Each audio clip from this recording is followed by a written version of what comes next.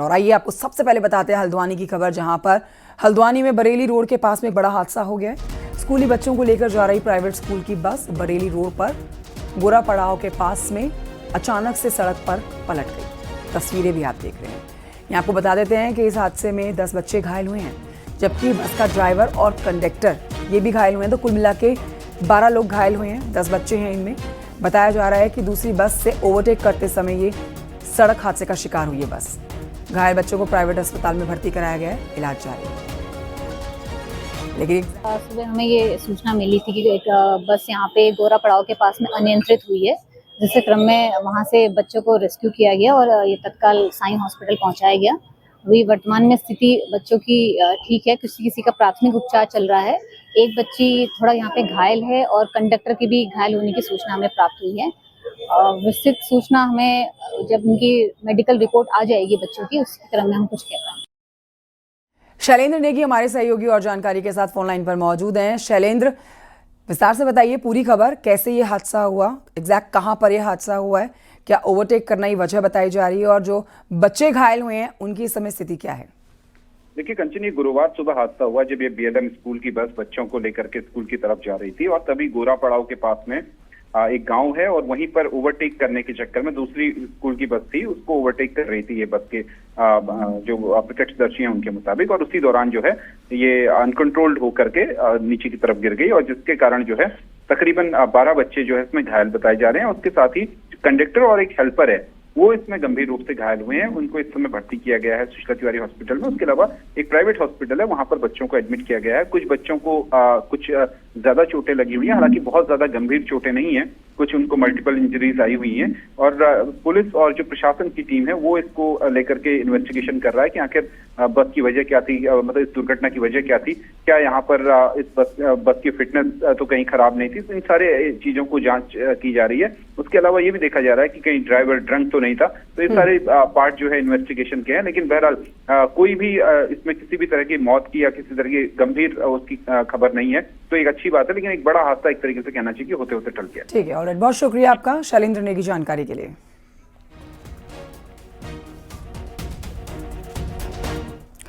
हल्द्वानी के बाद खबर देहरादून से है, जहां पर 3 मंत्री आवास खाली करने के नोटिस भेजे गए हैं। राज्य संपत्ति विभाग ने ये नोटिस जारी किए हैं, जिनमें एक नाम पूर्व मंत्री प्रेमचंद्र अग्रवाल का है, पूर्व मंत्री चंदन रामदास का है और सेतु आयोग के उपाध्यक्ष राजशेखर जोशी को ये नोटिस भेजा गया है।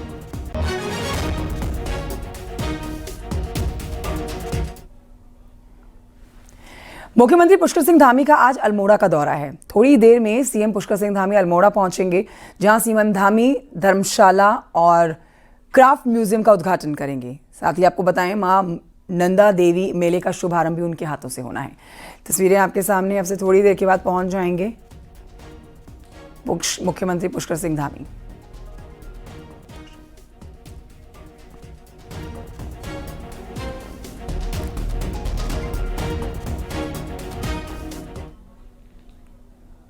मौसम का अपडेट लीजिए। उत्तराखंड में तेज बारिश का अलर्ट है। इस पर 4 जिलों में ऑरेंज अलर्ट तेज बारिश का जारी किया गया है। देहरादून है, पौड़ी है, नैनीताल है, बागेश्वर है। भारी बारिश की चेतावनी यहाँ पर जारी की गई है और साथ ही नदी किनारे रहने वाले लोगों से भी सतर्क रहने के लिए कहा गया है। बारिश से लैंडस्लाइड का खतरा है, लिहाजा यात्रा के दौरान यहाँ पर सतर्क रहने की भी प्रशासन अपील कर रहा है।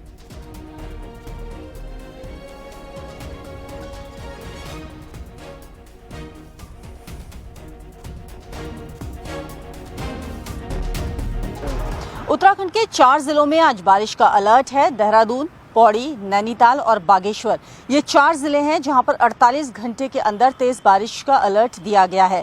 आज और कल के लिए ये अलर्ट है। मौसम विज्ञान केंद्र ने आकाशीय बिजली भी चमकने की कई इलाकों में चेतावनी जारी की है।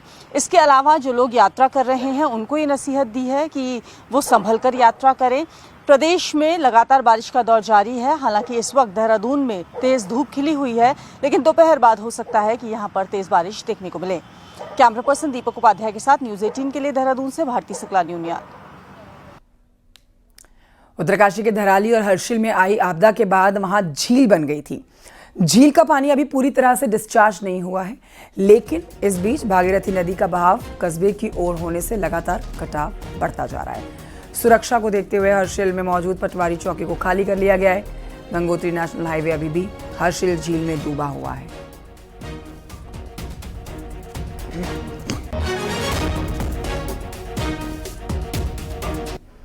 उत्तरकाशी के धराली में आई आपदा से हर्षिल क्षेत्र में अस्थायी झील बनने के बाद से गंगोत्री हाईवे 23 दिनों से बंद है। हर्षिल गंगोत्री हाईवे का कुछ हिस्सा झील में डूबा हुआ है। बीआरओ हाईवे को खोलने का काम युद्ध स्तर पर कर रहा है।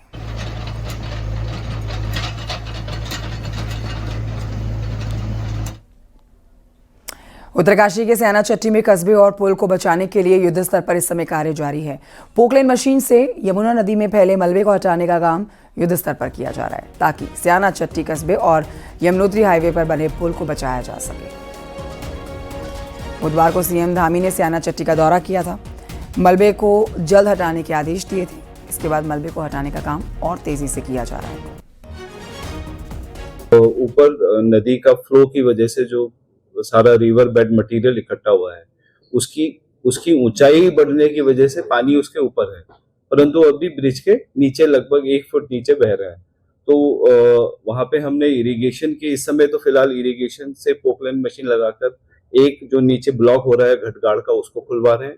नंबर 2, ऊपर ब्रिज की तरफ जो पानी ज्यादा आ गया था उसमें भी हम लोग चैनलाइज कर रहे हैं कि वो हमारा जो ब्रिज का लेफ्ट एंकर है वो डिस्टर्ब ना हो। उत्तरकाशी में बारिश के बाद लैंडस्लाइड के चलते यमुनोत्री हाईवे अभी भी बंद है। यमुनोत्री हाईवे जंगल चट्टी, नारद चट्टी, बनास में भूदसाव के चलते 7 दिनों से बंद है। हाईवे बंद होने से लोगों को यहां पर आने जाने में बहुत परेशानी हो रही है। बीआरओ, एनएच और पीडब्ल्यूडी की टीमें हाईवे को खोलने का काम लगातार तेजी से कर रही हैं।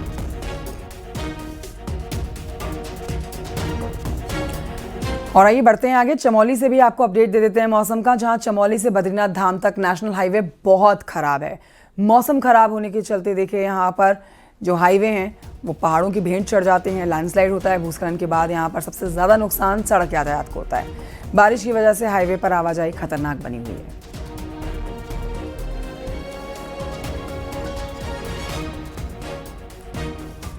आप अभी लेके आए हैं इस प्रकरण को। एनीमठ में धंसा हुआ है रोड के ऊपर, तो उसमें संबंधित एजेंसी को हमने बीआरओ को निर्देशित कर दिया है कि उसको अस्थायी तौर पे उसका समाधान कर ले, जब तक कि अस्थायी उसका ट्रीटमेंट नहीं हो जाता। उत्तरकाशी में वरुणावत पर्वत के ठीक नीचे बनी तांबा खाड़ी टनल में पानी का रिसाव बड़ी तेजी से हो रहा है। टनल के अंदर कई जगहों पर तेज जलधारा फूटी हुई है, लेकिन प्रशासन के द्वारा टनल को लेकर कोई ठोस कदम नहीं उठाया गया है। दूसरी ओर उत्तरकाशी दौरे पर आए पूर्व सीएम हरीश रावत ने इसे गंभीर मामला बताया। ये वरुणावत वाला मामला ये चिंताजनक हो रहा है और मैं राज्य सरकार से आग्रह करना चाहूंगा कि वरुणावत भी एक नए संकट की तरफ, नए आपदा की तरफ बढ़ रहा है और अभी से तत्काल उसको ध्यान दिया जाना चाहिए। रामनगर के क्वारी में उफनती खिचड़ी नदी में पर्यटकों ने अपने कार डाल दी। उन्हें लगा कि वो रास्ता पार कर लेंगे, लेकिन देखिए बीच धारा में ये कार फंस गई। स्थानीय लोगों की मदद से इसे ट्रैक्टर की मदद से बाहर निकाला गया।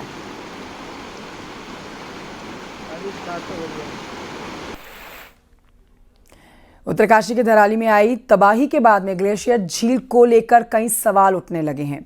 माना जा रहा है कि ग्लेशियर की कई झीलें ऐसी हैं जो और ज्यादा तबाही मचा सकती हैं। उत्तराखंड में 13 ग्लेशियर झीलों को संवेदनशील माना जा रहा है, जिससे बड़े खतरे की आशंका है। जिनमें से 5 ऐसी झीलें हैं जो कभी भी फट सकती हैं, यानी कि जिससे उत्तराखंड को हाई रिस्क है। रिपोर्ट देखिए।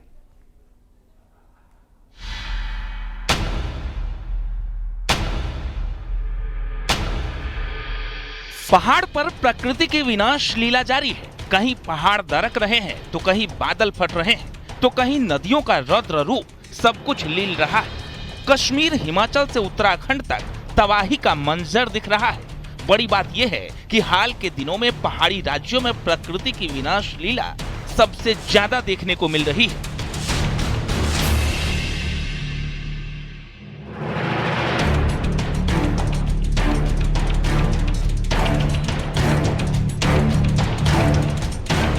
उत्तरकाशी की धराली में हुई घटना के बाद ग्लेशियर झीलों को लेकर कई सवाल उठने लगे। माना जा रहा है कि ग्लेशियर की कई झीलें ऐसी हैं जो और ज्यादा तबाही मचा सकती है। उत्तराखंड में 13 ग्लेशियर झीलों को संवेदनशील माना जा रहा है, जिससे बड़े खतरे की आशंका है, जिनमें से 5 ऐसी झीलें हैं जो कभी भी फट सकती है, यानी जिससे उत्तराखंड को हाई रिस्क है। वसुधारा झील, चमोली, केदारताल, उत्तरकाशी, नागकुंड, मासूरी ताल, टिहरी, मवांग पियुगरू, पिथौरागढ़। इन ग्लेशियर झीलों को लेकर माना जा रहा है कि अगर ये फटते हैं तो धराली और थराली से भी बड़ी आपदा उत्तराखंड में आ सकती है। रणनीति बनाई जा रही है। जहां तक 5 ग्लेशियर झीलों की बात है, उसमें से एक झील में पिछली बार हमारा दल गया था। इस बार भी जितनी जगह हम जा पाएंगे जाने की कार्रवाई करेंगे। जहां हम नहीं जा पाएंगे वहां पे अन्य संस्थान है, उनको भेजने की कार्रवाई की जा रही है। सब पे नजर रखी जा रही है। जाने के अलावा भी कुछ विकल्प होते हैं, उस पर भी काम किया जा रहा है। सैटेलाइट इमेजिंग के माध्यम से वहां पे हम देखते रहते हैं, उसका एनालिसिस करते रहते हैं कि कहाँ पे झील के आकार में परिवर्तन हो रहा है, कहाँ पे चेंजेस हो रहे हैं, उसको देखते हुए कार्रवाई। एनडीएमए ने इन्हें साल 2024 में ही खतरे के संकेत वाली झीलें बता दिया था। खासकर चमोली की 1 और पिथौरागढ़ की 4 हाई रिस्क कैटेगरी में चिन्हित है। चमोली की वसुधारा झील का सर्वे हो चुका है, जिसकी रिपोर्ट में 40 मीटर गहरी, 900 मीटर लंबी और 600 मीटर चौड़ी इस झील से 2 जगह से पानी के रिसाव का पता चला है। लेकिन बाकी झीलों का क्या स्टेटस है, यह आज भी अधर में है। ग्लेशियर लेक्स हैं, उसका आकार किस प्रकार से चेंज हो रहा है, कितना खतरा हो सकता है, उस पर लगातार निगरानी रखी जा रही है। दल जाना एक काम है, बाकी निगरानी बिना गए भी किया जाता है, उसको हम लोग कर रहे हैं। उसमें हमने एक प्रोजेक्ट भी भारत सरकार को भेजा है, उसमें स्वीकृति की कार्रवाई की हो रही है हमारी। उसके बाद हम कुछ सेंसर लगाने हैं, कुछ सायरन लगाने हैं, जागरूकता फैलानी है, उसके लिए भी कार्रवाई। उत्तराखंड राज्य आपदा प्रबंधन प्राधिकरण, भूस्खलन प्रबंधन एवं न्यूनीकरण केंद्र, वाडिया हिमालय भूविज्ञान संस्थान समेत कई विशेषज्ञ झीलों के सर्वे में शामिल होते हैं। जियोलॉजिस्ट बताते हैं कि सर्वे इसलिए जरूरी है कि आपदा आने से पहले वहां की जियोग्राफिकल कंडीशन के बारे में पता रहे। फ्यूचर में जैसे आपने सिक्किम में देखा होगा, लोनाक लेक आउटब्रस्ट हुई थी।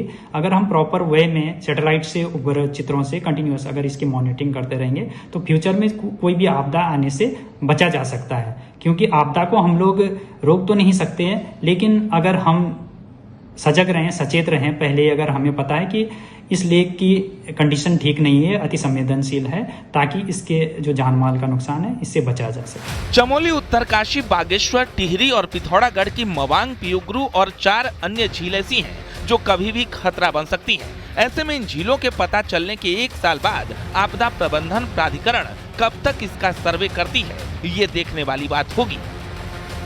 न्यूज़ 18 के लिए देहरादून से भारती सकलानी की रिपोर्ट।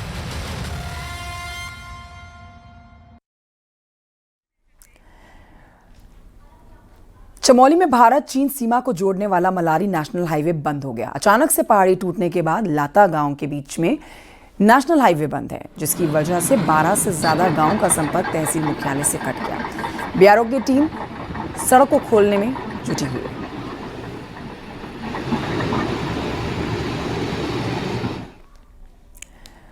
खबर रुड़की से अगली, जहां पर एसटीएफ की बड़ी कार्रवाई करते हुए प्रवीण वाल्मीकि गैंग के सदस्य मनीष बालर को हिरासत में लिया गया है। आरोपी मनीष बालर रुड़की से पार्षद भी हैं। आरोपी पार्षद पर रुड़की में रहकर गैंग चलाने का आरोप है। प्रवीण वाल्मीकि इस समय पौड़ी जेल में बंद है। आरोपी पार्षद मनीष बालर को बीजेपी ने पार्टी से निष्कासित कर दिया है। सूचना एक प्रॉपर इंक्वायरी के बाद कल एक मुकदमा बड़ी धाराओं में धोखाधड़ी और ज़मीन से संबंधित बड़ी धाराओं में थाना गंगनहर में दर्ज हुआ है। चूँकि एसटीएफ जो हमारी स्टेट पुलिस की एजेंसी उसने उसमें प्रॉपर काम किया, उसके बाद उन्हीं के द्वारा उसकी अरेस्टिंग की गई है और बाकी अभी इन्वेस्टिगेशन का पार्ट है वो आगे अभी चलेगा।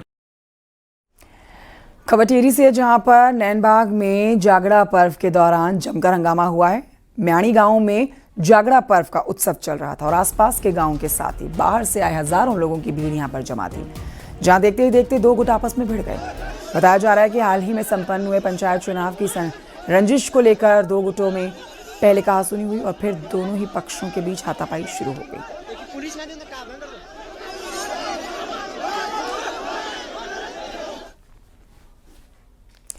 हरिद्वार के कनखल में प्राइवेट हॉस्पिटल में नाबालिग लड़की का शव ले जाने को लेकर हंगामा हो गया। देर रात अस्पताल में भर्ती कराई गई एक 17 साल की नाबालिग लड़की की मौत हो गई थी, जिसके बाद परिजनों ने शव को लेकर जाने के लिए एम्बुलेंस बुलाई।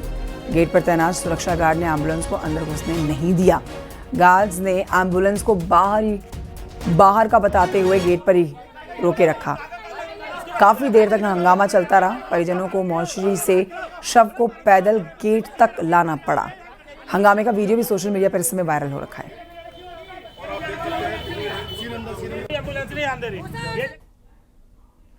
नैनीताल में मोहनको चौराहे पर एक मकान और दुकान में देर रात भीषण आग लग गई, जिसके जलकर एक महिला की मौत हुई है, जो जानकारी मिली है।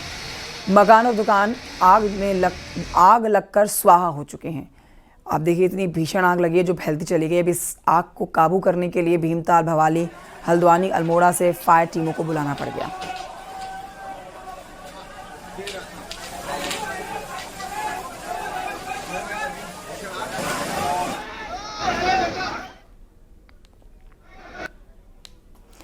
उत्तरकाशी के भैरव चौक में सीएससी सेंटर संचालक और युवाओं के बीच में मारपीट का एक वीडियो सोशल मीडिया पर वायरल है।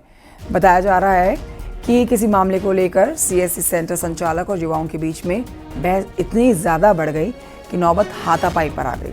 काफी देर तक हंगामा हुआ।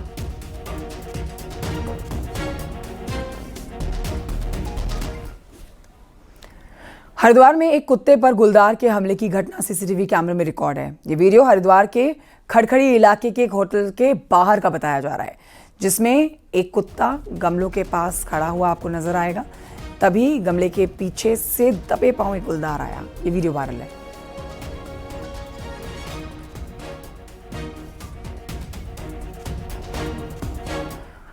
देहरादून नगर निगम ने अब डॉग्स को लेकर एक बड़ा कदम उठाया है। नगर निगम ने नई नियमावली लागू की है, जिसमें बिना रजिस्ट्रेशन के साथ बिना पट्टे घुमाने पर 5,000 रुपए का फाइन लगेगा। अब शहर में 20 से ज्यादा फीडिंग पॉइंट्स बनेंगे। नए शेल्टर्स होम तैयार किए गए हैं। शेल्टर की कैपेसिटी 72 से बढ़ाकर अब 200 होगी। स्ट्रीट डॉग को यहाँ पर 15 से 20 दिनों तक रखकर व्यवहार सुधार और देखरेख में रखा जाएगा। नगर निगम का फोकस नसबंदी और टीकाकरण पर भी है। डॉग लवर्स ने इस फैसले का स्वागत किया है।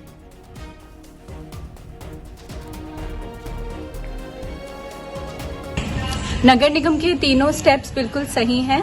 पेट डॉग्स अगर पब्लिक प्लेस पे पूप यानी कि शौच करते हैं तो उसको उठाना जरूरी है, वरना 5,000 का फाइन।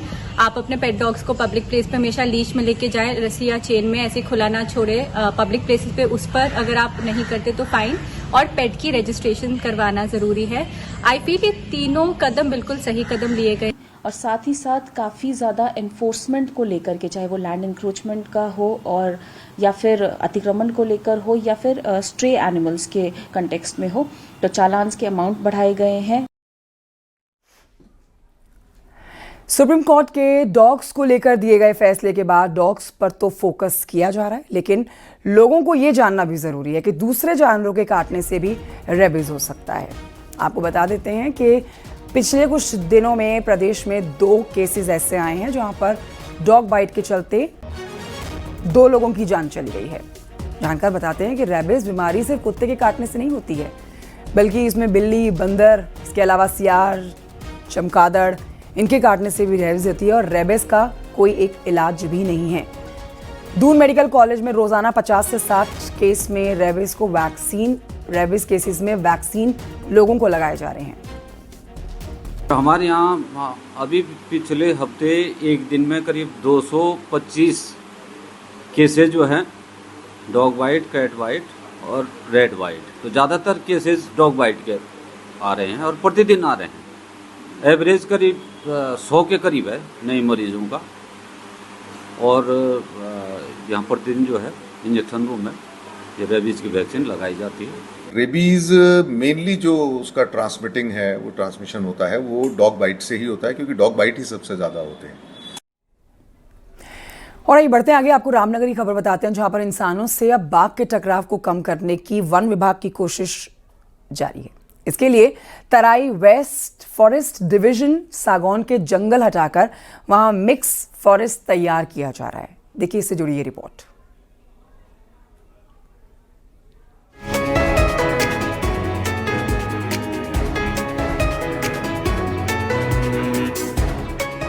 कॉर्बेट में बढ़ती बाघों की संख्या का दबाव अब इससे लगे फॉरेस्ट डिविजन्स पर भी पड़ रहा है।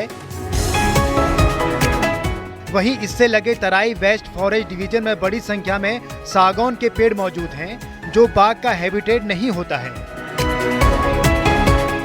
ऐसे में विभाग अब यहां सागौन हटाने के बाद मिक्स फॉरेस्ट लगा रहा है, जिससे यहां वन्य जीवों को चारा पत्ती और फल खाने के लिए मिल सके। ये पहले यहाँ पे भाबर एरिया में सागौन के प्लांटेशन थे, जो कि कहीं ना कहीं लैंड इरोजन को या बायोडाइवर्सिटी को रोकते थे और लैंड इरोजन करते थे। तो ऐसी स्थिति में अब जो है मिक्स फॉरेस्ट की बात की जा रही है, वो बहुत बढ़िया है। और इससे जो है जो विभिन्न प्रकार की वनस्पतियाँ होंगी, विभिन्न प्रकार की उन पर निर्भर जीव जंतु फलेंगे फूलेंगे। तराई वेस्ट डिवीजन ने बीते 5 सालों में 2510 हेक्टेयर जंगल की तस्वीर ही बदल दी है। यहाँ हरड़, बहेड़ा, सहजन, सेमल और आंवला जैसे फलदार और चारा पत्ती के पौधे लगाए जा रहे हैं, ताकि यहाँ के जंगल आने वाले कुछ ही समय में बाघों के अच्छे हैबिटेट के रूप में विकसित हो जाएंगे।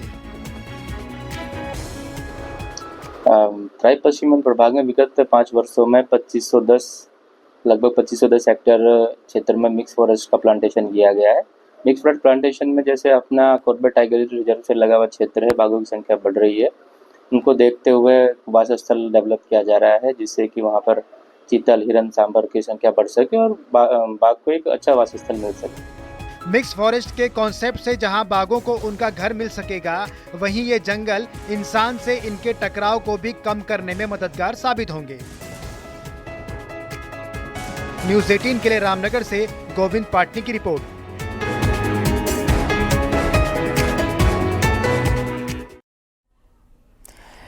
पौड़ी शहर इन दिनों बॉलीवुड के रंग में रंगा हुआ है। बॉलीवुड फिल्म आओगे जब तुम की शूटिंग यहाँ पर जोर शोर से चल रही है। इस फिल्म में बॉलीवुड के मशहूर अभिनेता राजपाल यादव और ओमकार कपूर और प्रगति चौहान हैं। फिल्म का निर्देशन पुष्पेंद्र सिंह कर रहे हैं। कलाकारों ने कहा है कि पौड़ी प्राकृतिक खूबसूरती से भरपूर है और यहाँ आने वाले समय में दूसरे डायरेक्टर भी शूटिंग करने के लिए आकर्षित होंगे।